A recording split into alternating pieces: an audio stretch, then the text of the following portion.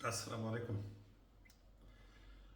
अल्लामा इकबाल ने एक अपनी अपनी एक नज़म में जुगनू के बारे में फरमाया है कि या शब की सुल्तनत में दिन का सफ़ीर आया, गुर्बत में आके चमका गुमनाम था वतन में।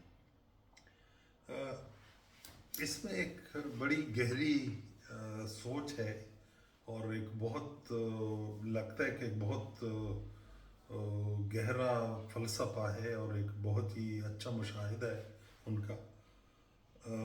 जानने वाले जानते हैं कि अगर कोई बंदा अपनी सलाहियतों का को आश्कार करना चाहता है और उसको इस्तेमाल करके अपने लिए और लोगों के फ़ायदे के लिए इस्तेमाल करना चाहता है, तो ये अपने घर में मुमकिन नहीं है, अपने मोहल्ले में मुमकिन नहीं है, अपने गांव शहर में मुमकिन नहीं है। इसके लिए ज़रा दूर जाना पड़ता है। इसकी बुनियादी वजूहात होती हैं। एक तो ये होता है कि चूँकि घर के लोग आपसे बहुत ज़्यादा फेमिलियर होते हैं, तो वो आपकी जो डिस्टिंग्विश्ड सलाहियतें होती हैं, जो मुमताज़ करने वाली आदत होती हैं, कैपेबिलिटीज़ होती हैं, वो रिकग्नाइज नहीं कर सकते। बाप तो आपको बच्चा समझता है, बहन भाई आपको बराबर समझते हैं, पड़ोस वाले लोग आपको वही समझते हैं कि शलवार और पतलून के बगैर घूमता रहता था बचपन में और लकड़ियाँ लाद के लाता था और ये वो, तो वो आपको नहीं मानते।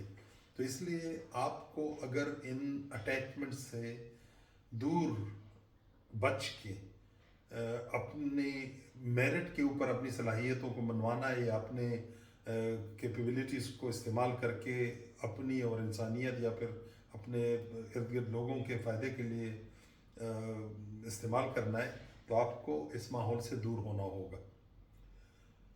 ये एक अटल हकीकत है। बहुत कम जगहों पे ऐसा होता होगा कि आपके अपने लोग आपके मददगार साबित हों।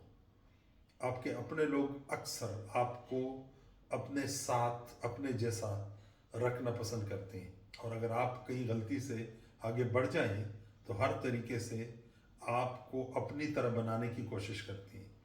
तो ये एक छोटी सी बातचीत है जो मेरे जहन में आई है और आज मैं आपसे ये शेयर करना चाह रहा था कि आप लाजमी रिश्तेदारियों से, बिरादरियों से, हम ज़बानी से, हम मज़हबी से, हम वतनी से निकलें।